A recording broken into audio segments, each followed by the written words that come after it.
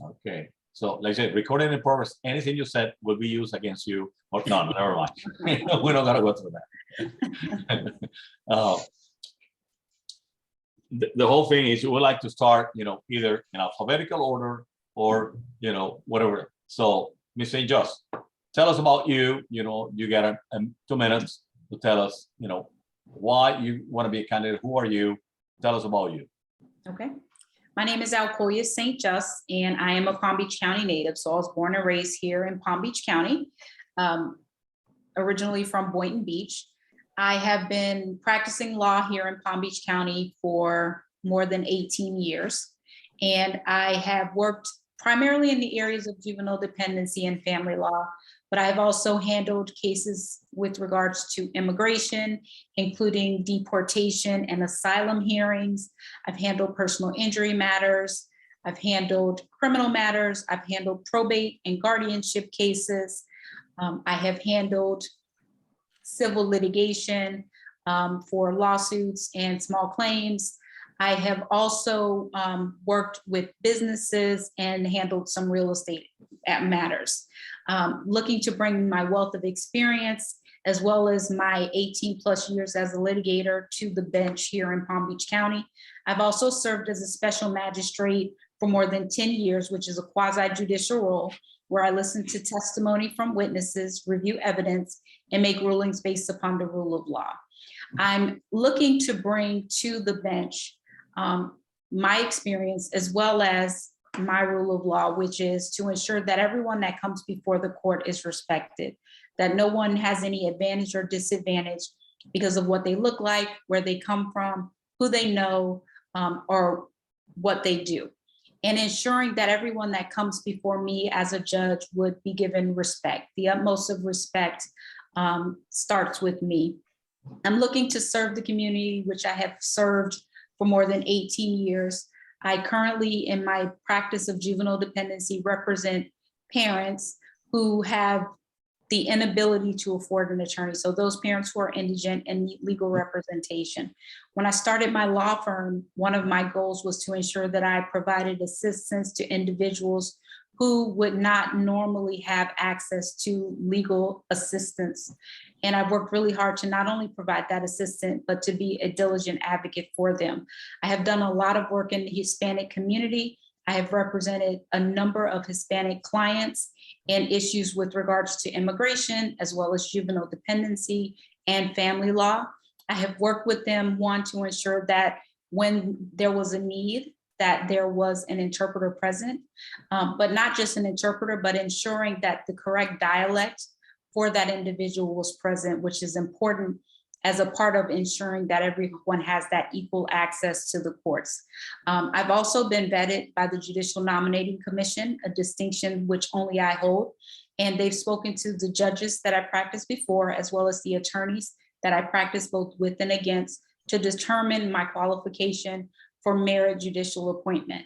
I've been through that process and I have been sent up for consideration for merit judicial appointment to the office of the circuit court by the Judicial Nominating Commission to the office of the governor.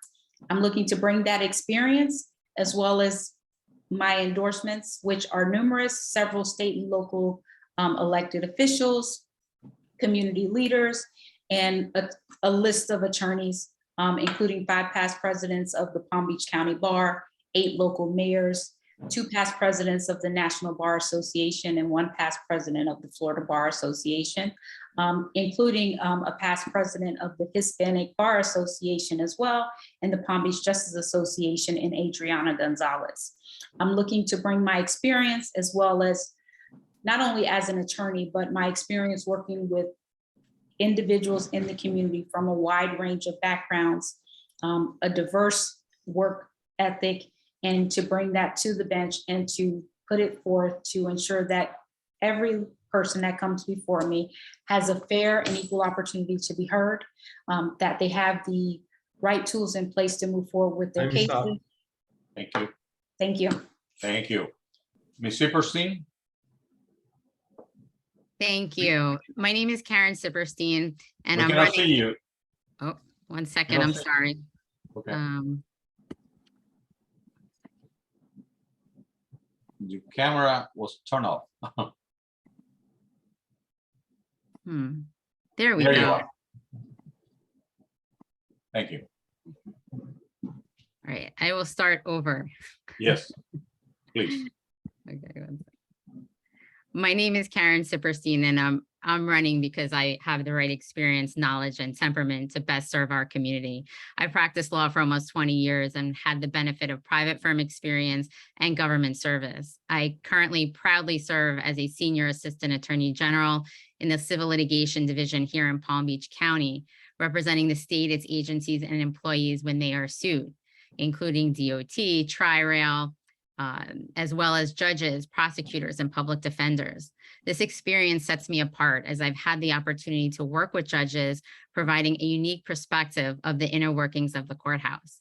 I handle matters of great importance, which include civil rights, constitutional challenges, personal injury, and many others. Previously, I ran my own law office for 10 years, handling a variety of cases, including business and real estate matters, as well as serving as conflict counsel for the public defender's office in New Jersey, where I'm from. I have also served as a mediator and an arbitrator. I've mediated over 500 cases in the course of my career, including service as a state mediator here in Palm Beach County, handling family and dependency cases. I also arbitrated cases in New Jersey at the courthouse, which is quasi-judicial experience in which parties would come to the courthouse, and in the alternative dispute resolution department, I would hear their matters. I would handle the case. I determined the facts based upon evidence that were presented. I applied the law and I made decisions in areas including employment, contract, business, personal injury, and real estate matters. This is important because these are the very matters that I would potentially handle if I were elected judge. I have worked with people of all socioeconomic backgrounds and served our community as an impartial neutral, which is essential for service as judge. All of my experience has prepared me to serve as your next judge, and I will be able to hit the ground running in any of the areas that I could be put in. I want to really briefly talk about my values. My mom was a teacher, and with my father, they stressed the importance of education, hard work, and serving our community. These are the same values that my husband of 20 years and I teach our daughters, who are 12 and 15. I was fortunate to attend Brandeis University and graduated cum laude with a BA and a JD from Brooklyn Law. Education, learning, and knowledge are important to me. I currently volunteer on the Delray Beach Education Committee. I'm the PTO president of my daughter's school. I volunteer on the Palm Beach County Diversity and Inclusion Committee. And I also volunteer as a coach in the Palm Beach County Federal Bar Association program. As a judge, I would continue to serve our community and have a direct impact. Thank you. Thank you. Ms. Luaces, Ms. Luaces is she's the editor of La Guia News, and she's a member of the HISPAC Political Action Committee. So, Ms. Luaces, would you like to ask a question? Yes, good evening, and thank you for being here tonight. My question is for both of you. Well, first of all, for Alcolya, you said that you have been an immigration lawyer and that you have worked with the Hispanic community and with organizations. Can you tell me more about what has been your involvement with the Hispanics and what kind of, with what organization do you work with? Yes, so I have been involved. My immigration experience has been through my own law firm. So I have a law firm that I own and operate, and I work to assist individuals who typically would not have access to legal representation. And so I offer to not only Hispanic clients, but I've worked with a variety of different clients to apply for immigration status, to adjust their status through my firm. And I've done that by keeping my wages low and offering different payment options to help them to be able to gain that access to legal representation. That was not through any organization. That was something that I did on my own. I have also been involved with some of the prayer meetings for the Hispanic community that have gone on. prayer has been a vital part of my life, and it's something that is important to me. And so I've been present for the Hispanic Ministers Association's prayer services that they've had. I've also been involved with some cases with the Guatemalan Mayan Center as well, to help provide assistance typically to my clients who are experiencing issues through the juvenile dependency process. Now, those cases I am court appointed to represent individuals. And I found in my experience that when we are able to get community service involved, where there are, whether they be faith-based programs or programs with organizations such as the Guatemalan Maya Center, to provide services to my Hispanic clients, they have a better results. And typically the work that we're doing is longstanding, because they don't only provide the service, but they provide that support from their community to ensure and to assist the parents with being able to continue to care for their children and meet their needs, so that the Department of Children and Families can back out of their lives. In addition, another part of what I've done is ensuring when we are in court, oftentimes we do have Spanish-speaking clients, but sometimes they speak a different dialect, or they need a special type of an interpreter. So working to ensure that every client that comes before the court, that we understand what the dialect is and that we get the proper interpreter to interpret that information, so that they can play an active role in being involved with their case and understanding the process and understanding what is happening in each of those instances. Thank you. Thank you. Ms. Siperstein, how do you pronounce your name again? It's Siperstein, but I respond to Siperstein. anything.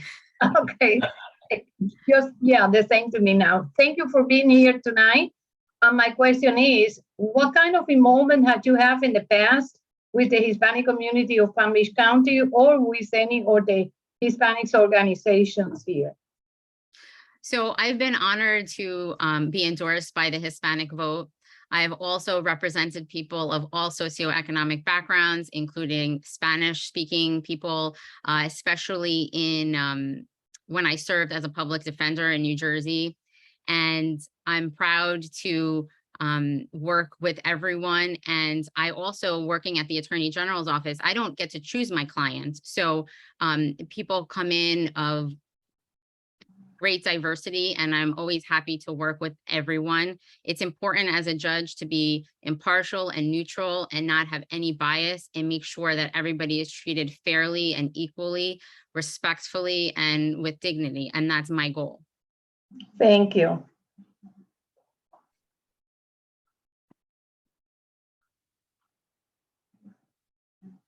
All right.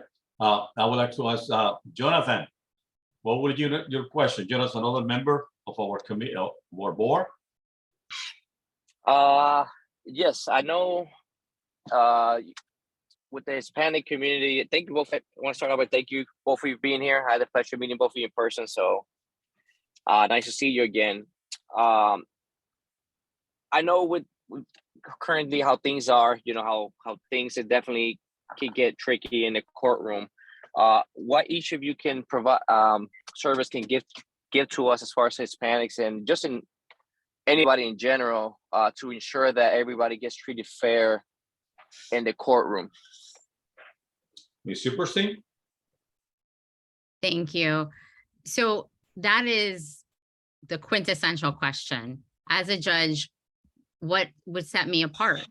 And for me, it is the fact that I am empathetic, I'm compassionate, and it's very important for me to work hard and get it right. I understand this job is going to be nights and weekends, and you're going to be on the duty roster in which people will call you at any time to serve. And that's my goal, is to serve our community. When I worked in the courthouse, I was a mediator, and I needed to be prepared. Just the same as if I were going to be elected as judge. I need to review all of the documents presented. I needed to make sure that there was an interpreter if there was one needed. Can't wait to the last minute, because then you won't have one.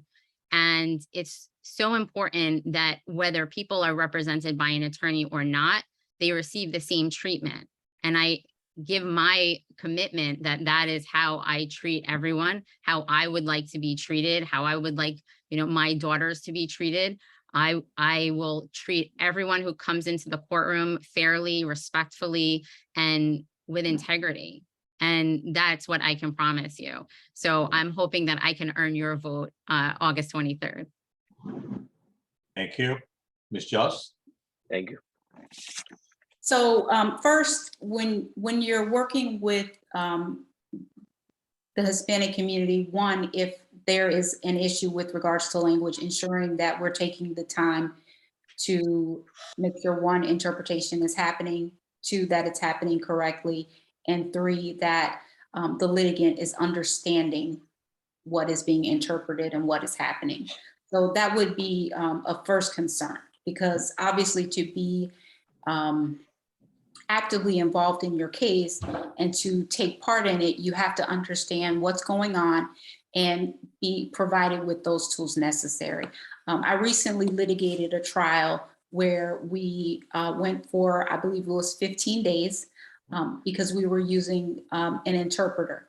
And throughout that process, it was very important to ensure, because it was via Zoom, ensure that the litigant was able to hear the interpretation and that the interpreter was able to hear the litigant whenever she needed to speak. So making sure that time is taken. Two, for me, my parents taught me that you treat people the way that you want to be treated. It was, you love your neighbor as yourself. And so ensuring that as I am sitting as judge, that I am treating everyone that comes before me the way that I would want to be treated, which is with patience and understanding, and having that full and fair opportunity to be heard. Ensuring that no one comes in. It's really important that there's a level playing field when you start these cases and throughout the duration of the case, that you're actively listening to everything that is presented, reviewing all of the information that has been admitted to ensure that everyone has that fair and equal opportunity to be heard. It's not just something that I speak about, it is something that I have worked to ensure for my clients for more than 18 years. And then finally, just making sure that there's an understanding of the process and that we are doing our due diligence to ensure that that happens. Obviously, being prepared goes without saying. You have to be prepared to do the job from day one, which means preparation starts before day one. Thank you. Thank you very much. Pastor Valentín, ¿quieres hacer alguna pregunta? ¿Puedes hablar? Parece que no. He's not hearing me, apparently. He was having audio trouble. So, Pastor Valentín, ¿puedes o no puedes? Okay, tiene problemas con el audio. He has a problem with the audio. Mr. San Roman from La Guía News, Applied Advertising. Yes, hi everyone. Thank you to both candidates. It's good seeing you faces again. I did have several questions, but they have been answered very thoroughly from both of you. So I just yield my time to the other committee members, and good luck to both of you. I think you're both great candidates, so this is going to be a tough choice. But and thank you for everything that you guys have done in the Hispanic community. Thank you, Sam. Thank you. Santos Arroyo. I agree with Sam as well. They have been very thorough in their answers. So thank you for your time. Thank you. The question that I have for both of you, we all know we're going through a very difficult times now today, especially in our school settings, where we have a series of misuse of weaponry that should not happen. I do respect the second, third amendment, in the Constitution that allows weapon possession for those people 21 and over. What is your position with weapons like AR-15s, which are not for hunting, but essentially for killing people? And those of us who has been in the military before, and it so happened that one of those, we understand the use that they have in the military field. Now, in the private sector, personally, while I respect the possession of arms, across the country, an AR-15 is something that should not be possessed by someone that is a private citizen or under 21 years of age. Ms. Juste, what is your position?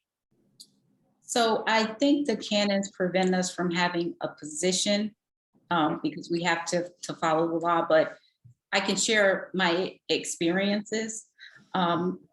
First, on February 14th, a few years ago, I had kids that were in school when I heard about the Stoneman Douglas shooting that had taken place. And as a parent, the last thing that you want to hear is about a school shooting or the fact that children's lives are being taken in such a senseless way. I also had shortly thereafter an experience where at my kids' school, they had to go on lockdown because there was a report of an armed gunman in the area. And so those kinds of things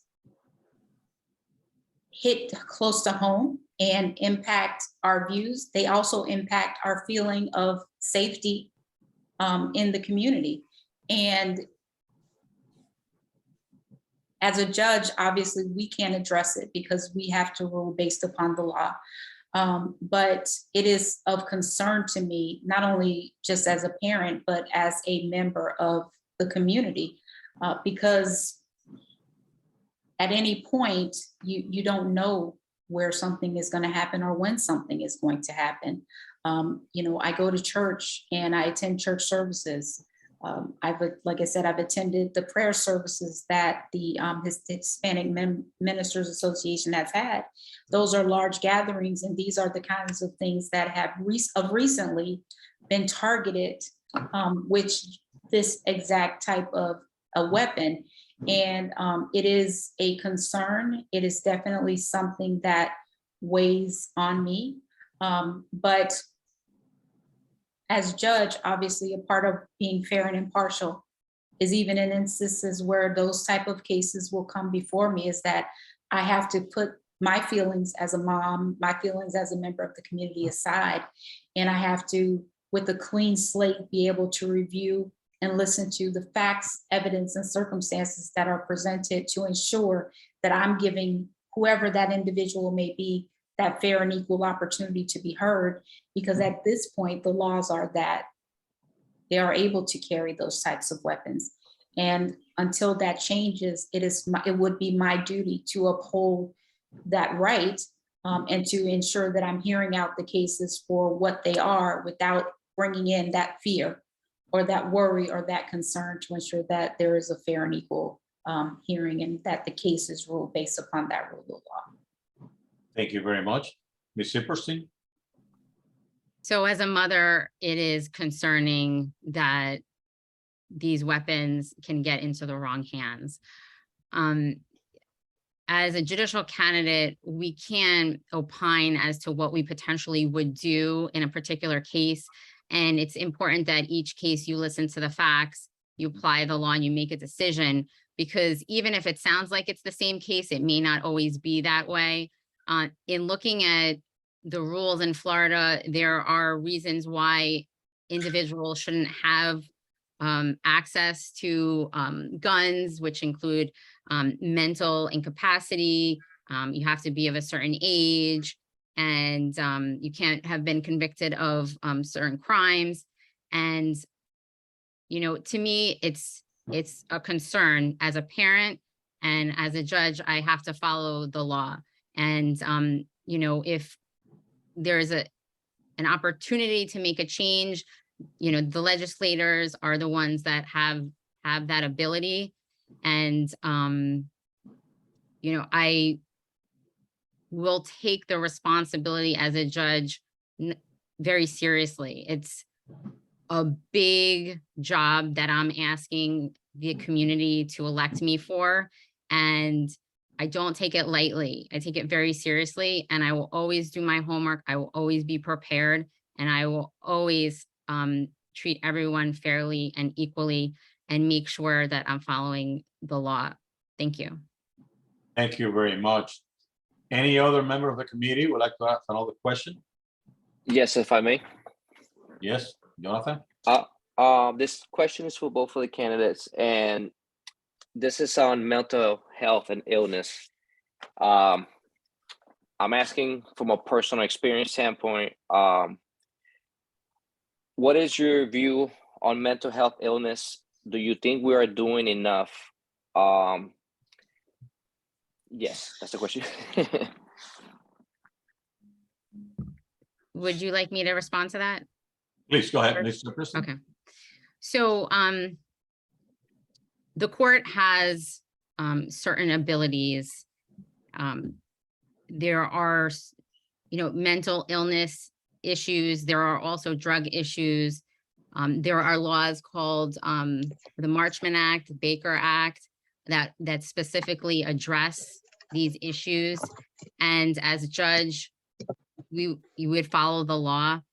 I am fortunate that in my current role, I've had extensive training in that area as well. And it is something that my office handles and I am familiar with, even though I've not directly handled it. And it's very important for the judge to be aware of what's going on in the courtroom and to be sympathetic and compassionate to those who are in need. And it is important to be aware of it and make sure that you're making a decision taking those factors in play. Thank you. Thank you. Ms. Juste? Yes, so I was a past board member of the Mental Health Association for Palm Beach County. In addition, my experience working as a juvenile dependency attorney has afforded me the opportunity to work with several individuals that are dealing with or have dealt with mental health issues. And so while we do have the Baker Act, which can result in a person being held for a certain amount of time to try to sort of mellow out that mental health emergency, it doesn't address the long-standing issue of dealing with whatever the mental health issue is and ensuring that the appropriate treatment and services are being provided. Here in Palm Beach County, there used to be the Golden Center that provided a lot of mental health assistance to individuals, especially individuals that were unable to afford that assistance. They are not providing the same assistance that they were doing at one point. And as a result, I've seen an impact to not only my clients, but the community as a whole with being able to access mental health assistance. And so oftentimes what happens is that the mental health breakdown or the issue turns into a client or an individual getting arrested and receiving treatment through their time of incarceration, where they're stable because they're receiving the medication that they need, the treatment that they need. But the problem becomes when they're released, continuing to have access to that same assistance. And so that is really an important part of it, because it can result in continued criminal charges because of something that really isn't necessarily criminal, but it's something that needs to be addressed medically. So getting them the medication that's necessary, finding ways to provide that medication to individuals who are unable to afford it consistently has been something that in the dependency system, we work really hard to ensure that we're able to put in place. But what I've seen is that unfortunately, once that level of service is gone, the case closes, is ensuring that they're able to continue. Thank you very much. Thank you. I would like to follow up on that question that Jonathan asked, because that touched a previous part of my life. Because the last 15 years of my career with one of the biggest pharmaceutical companies in the country, I managed a public health division. And my job, my mission was to maintain an open and restricted access to all the mental health drugs of the industry within the Medicaid, indigent drug program, the jail system, because data shows that 1/3 of the population currently in jail are mentally ill, and also with the VA hospitals. Now, and also I have to credit one of the judges in Miami that helped me bring a program to Florida, which is called CIT, the Crisis Intervention Teams, that we're going to implement in the first county, was in Orange County, Orlando. Because the judge here in State District Attorney, here, he rejected immediately, and the sheriff at that time, we're talking many years ago. And because he said, no, my job is to put him in jail for shooting. That was the answer that I got at that time. Anyway, time moved forward, we were going to implement the CIT program, and a lot of things were done. But still now, when I look back, and this is now past experience, when I look back, we seems to be back to the same cycle. Again, the CIT programs across the police departments across the state, in some counties, it's still very effective. In others, they just kind of forgot about it. The jail system is about a budget. What is my pharmacy budget? And if I can give him a drug that only he needs only 3 pills to commit suicide, it's fine. Rather than giving a drug this is going to cost $7 more, but it's going to keep him alive and get his mental health in check. So what can the court system do to help that kind of intervention be prevalent? Because once you send individual mentally health evaluated, and he was declared he was mentally incompetent, but he's not guilty by mental health issues. He's just by committing whatever he did.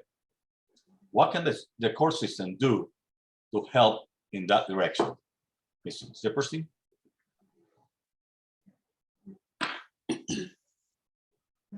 You're on mute. My apologies. You're touching upon a lot of different areas at the same time.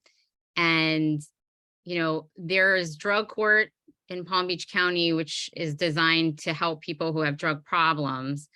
But I believe the question you're really asking is about people with mental health problems, keeping them properly medicated.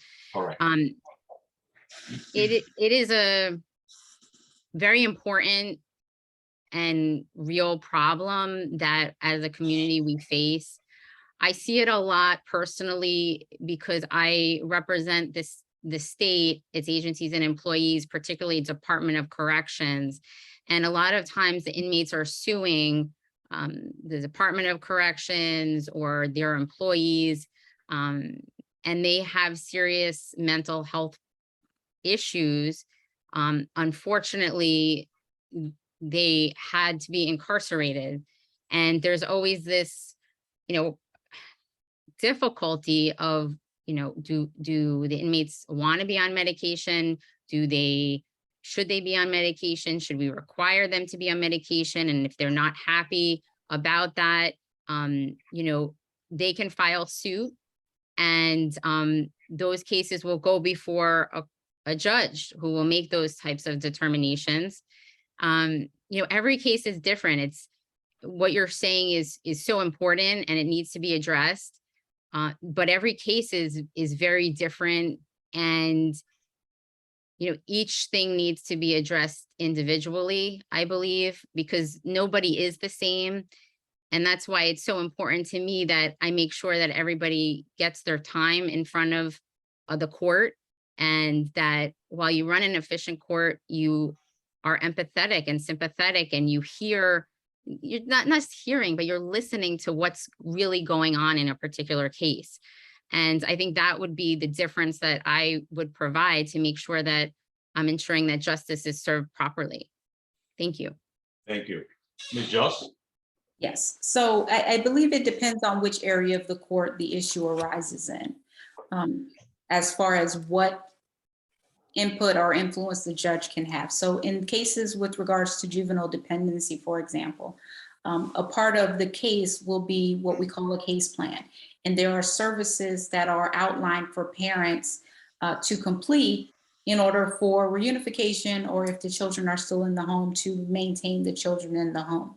One of those services can be medication management, along with a psychiatric evaluation to ensure, one, that we have the proper diagnosis, and two, that the appropriate medication is being prescribed.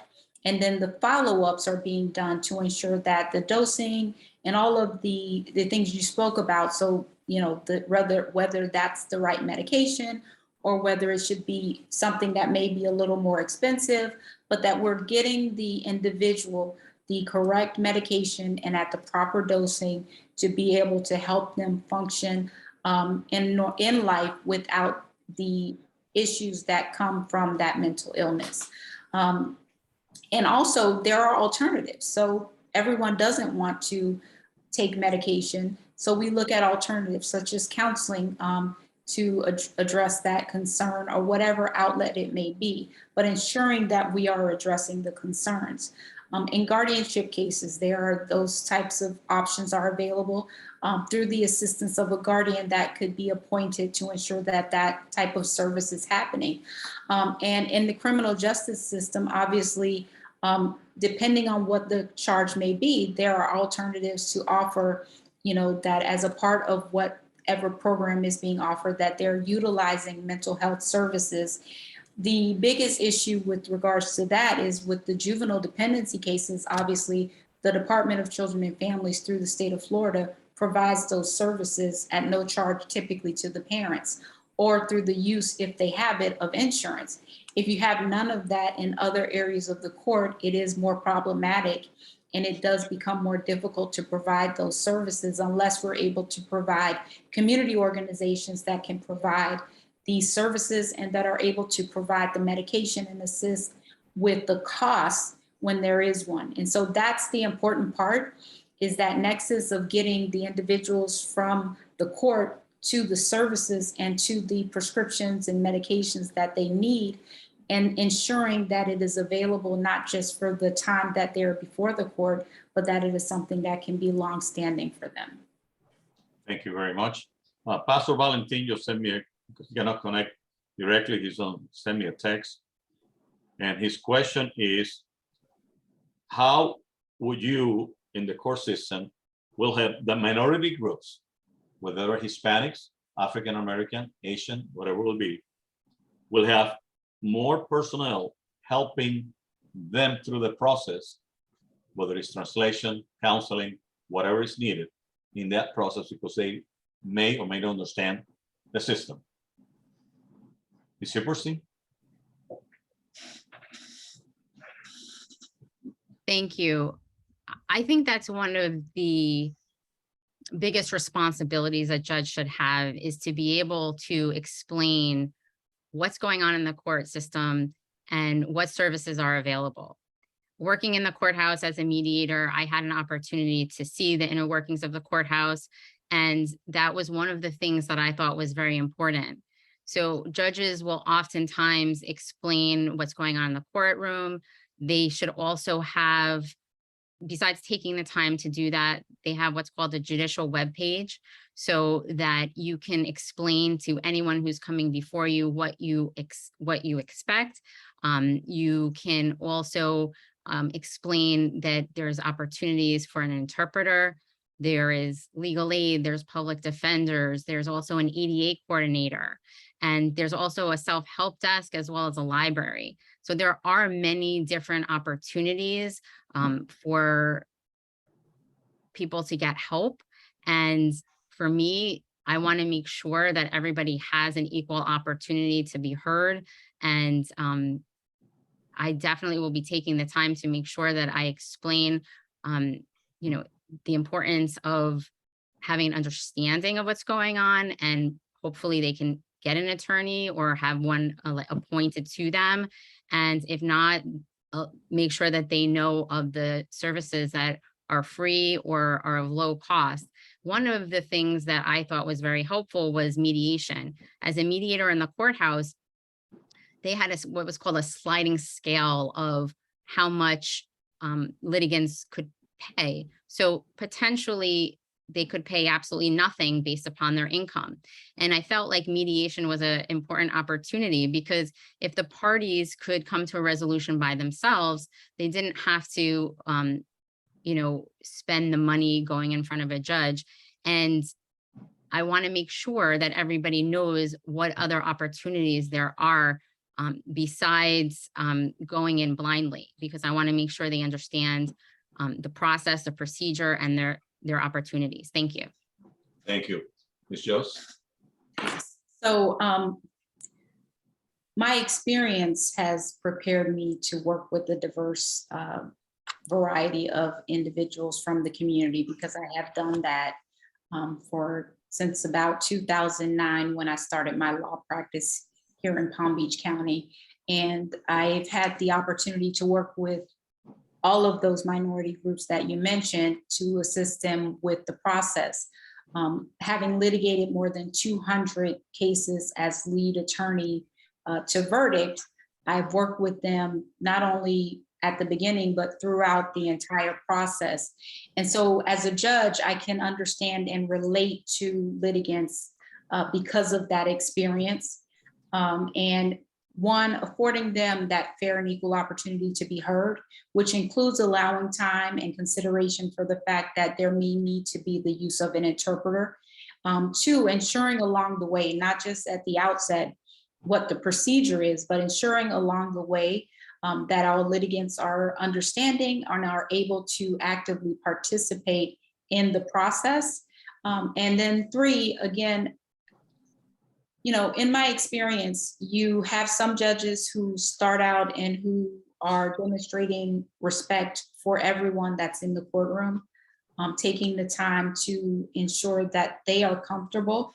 And then you have those uncomfortable courtroom settings where it's not so much respect, but more sort of a ruling demeanor where you're in charge and you're going to dictate what happens. And so I would like to ensure that every litigant that comes before me has a positive experience with the court, meaning that I am demonstrating respect to them, regardless of whether that respect is reciprocated, and ensuring that they know that what they're presenting, the information that they're providing, it is important and it is being considered fully to make a determination of the case on the facts. And in doing that, I've seen it where it can, even in instances where a litigant is going to be delivered news that they don't want to receive, at least they knew that they had that respect from the judge, they had that time to be heard, and they had a fair and equal opportunity to present their information. They didn't come in with any advantages or disadvantages from the onset, but the case was ruled on based upon the facts and circumstances and the rule of law. And that is vitally important to not only ensuring that there's a streamlined process, but to ensure that there is confidence in the judiciary by the community. Because everyone that comes before the court is given that same treatment, that fair treatment, that level of respect, and ensuring that the process is one that is somewhat, maybe not enjoyable because of the circumstances that bring you before the court, but ensuring that it is as pleasant an experience as it can be without the added rudeness or disrespect from the judge that's sitting presiding over the cases. Thank you. One last question from Pastor Valentin. How do you define being moderate, conservative, or liberal? Ms. Siperstein? Very I'm quick. sorry, You have 2 minutes. I couldn't hear the question very well. Okay. How do you define being a moderate, conservative, or liberal from your point of view? So obviously under Canon 7, we're not allowed to indicate how we would potentially rule or our personal politics, because we're there to be impartial and neutral. And I think that this is a perfect opportunity to share with you that I have been honored to be endorsed by all the major groups in Palm Beach County, which include the Police Benevolence Association, the Firefighter Paramedics of Palm Beach County, the Palm Beach Treasure Coast AFL-CIO, the Fraternal Order of Police, the Human Rights Council, the Women Issues Now associated with the National Organization for Women, and the Hispanic Vote, as well as the Sun Sentinel, and many different elected officials, former elected officials, attorneys, and community leaders. And the reason why I think this is a perfect spot to discuss this is because these endorsements are important because they each illustrate a diverse group and shows their confidence in my experience and knowledge to best serve as circuit court judge. And they represent large, diverse voter populations. So across the board, it shows that they've deemed me qualified to best serve our community. Thank Thank you. you. Mr. Juste? Yes, so you're just asking for a definition, right? So, I mean, I think these days, there's no clear definition, but historically, conservatives are more conservative in their views and their positions with regards to progress and moving forward. Liberals are typically considered more open to change and to a variety of different options. And then moderate, I believe they're kind of right there in the middle between the two. And I think that oftentimes those areas can overlap, and that someone that may be conservative can have liberal outlooks on certain things and vice versa. And it's sort of the diversity of this country that we live in, you know, where we have these different views and differing positions on things that sort of make up who we are as a country. And so for judges, obviously, our views are irrelevant when it comes to the courtroom. We have to ensure that we check our views at the door and ensure that we are simply listening to the cases that are coming before us and making decisions based upon that rule of law. But of importance, and I say this a lot because I have the experience of having litigated a large number of cases, and I know the important impact that it makes when litigants feel that they have that fair and equal opportunity, and that regardless of the judge's viewpoints, that they are listening and actively engaged in the process of the legal services that are being conducted to ensure that there can be not only consistency within the court, but that there can be some confidence in the court, and confidence that the court is fairly and accurately reviewing cases and giving people that opportunity to be heard and making decisions consistent with the rule of law each and every time. And so that would be my answer to the question. Thank you. Thank you very much. We're gonna be closing. You know, I'm gonna give you, each one of you, 90 seconds to tell me why should people vote for you? That's, you know, in the community. Ms. Siperstein, 90 seconds. We cannot hear it. Thank you. I appreciate the opportunity to hopefully earn your vote and ask for your endorsement. I really appreciate this opportunity. I've had the opportunity to serve our community as a senior assistant attorney general. I've been a civil litigator. I've handled criminal matters, civil matters. I have jury trial experience as well as bench trial experience. I'm a mediator. I'm an arbitrator. I'm a mother. I have a wide range of experience that sets me apart, and I bring that experience with me to the bench. And while I do speak Spanish, I can't tell you that it's very good, but I can tell you that I do understand a significant portion. Definitely, I would need assistance of an interpreter in the courtroom, but I'm here to serve. I serve now as a public servant, and I want to continue to serve and have a direct impact on our community.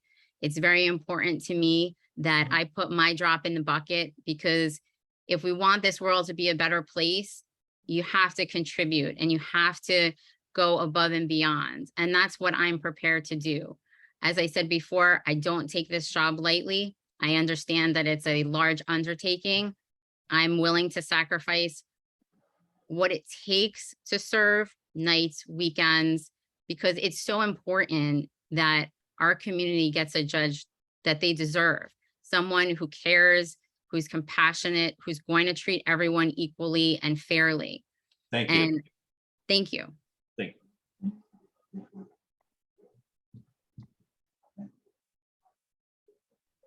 Ms. St. Juste, 90 seconds. So I have been a trial attorney here in Palm Beach County for more than 18 years. I have actual courtroom experience litigating more than 200 matters to verdict as lead attorney on those cases. I have been involved in the Hispanic community, not just now as I'm running, but historically. I have provided representation to a variety of individuals in the Hispanic community as well as in other communities, and I'm looking to continue to serve.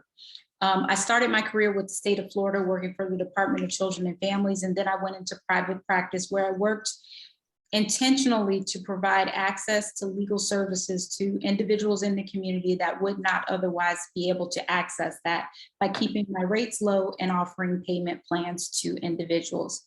I've also served for more than 10 years here in Palm Beach County in a quasi-judicial role as a special magistrate where I've reviewed evidence, listened to testimony, and made decisions based upon the rule of law, similar to what I would be called upon to do if elected as your next circuit court judge.